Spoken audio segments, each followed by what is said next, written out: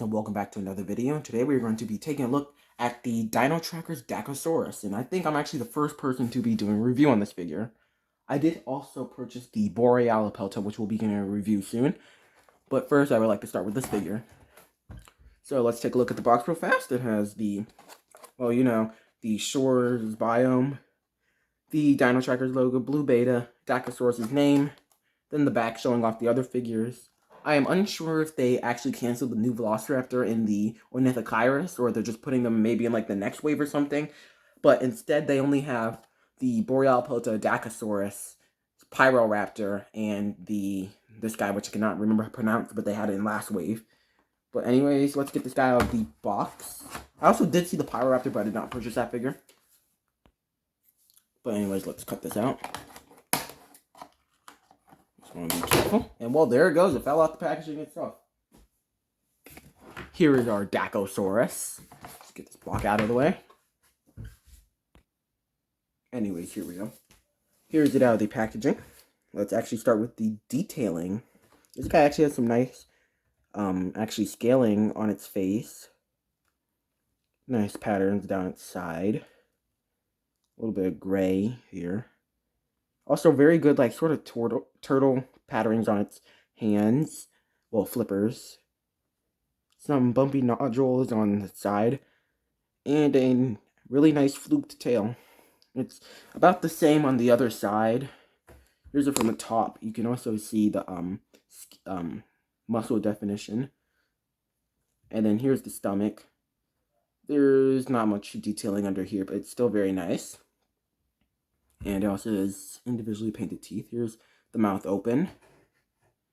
You can see inside of there. It actually has a second row of teeth on the top of the row, which I do not think Dacosaurus actually had, but Mattel puts it on almost every marine reptile for some reason. The mouth actually can open much wider than I was expecting, but yeah. Now let's move on to the coloring. It has basically a fleshy pink tone on the tongue and these sort of things on the side of the cheeks. Then it also has a kind of beigeish tan color on the head and halfway down the back, and a darker brown color around the eye and down the back as well. There's also nice bright orange eyes and very white teeth.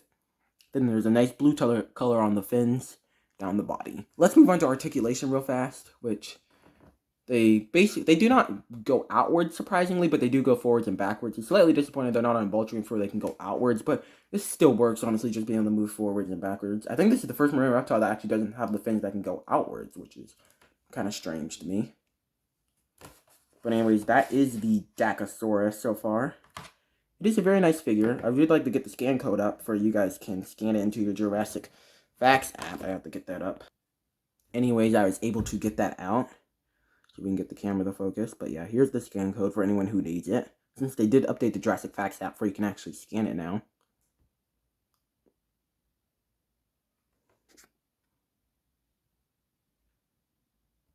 There you go. You guys should be able to get it. Forgot to also mention the neck can go down and pretty far up. Looks a little bit weird in that position, but yeah, that's about, cannot rotate, but that's about it. And the tail can rotate a little bit. This is actually lacking quite a bit of articulation, but it still looks really good. Next, I would actually like to scan it into the Jurassic Facts app. Let me pull that up real fast. But anyways, let's actually try to scan it real fast. A little bit tricky. There you go. There you go, it's scanned. Let it load a little bit. And here it is. Here's our Dacosaurus. It looks really nice. Really close to the actual model, too.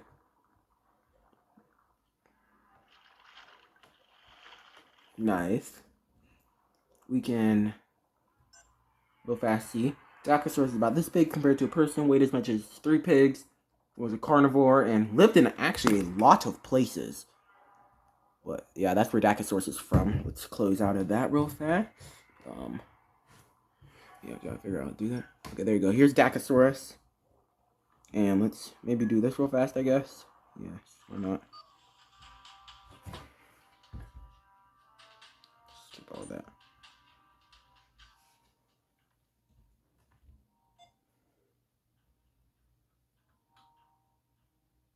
Very weird. It's not letting me click on. Okay, there you go. Let's get some fish.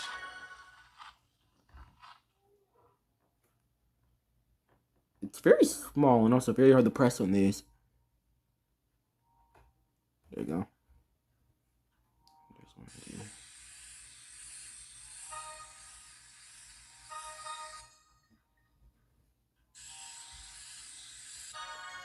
Okay. This is timed for some reason. Okay.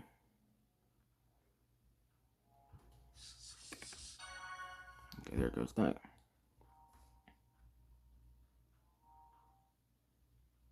For some weird reason, I think the timer restarts every single time you actually finish one thing.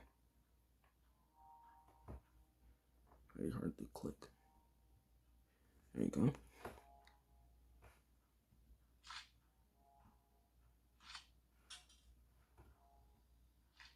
Okay, there goes that. And we just have to do one more, which is this one. Oh, glass again. Okay. But what has this dacosaurus been through?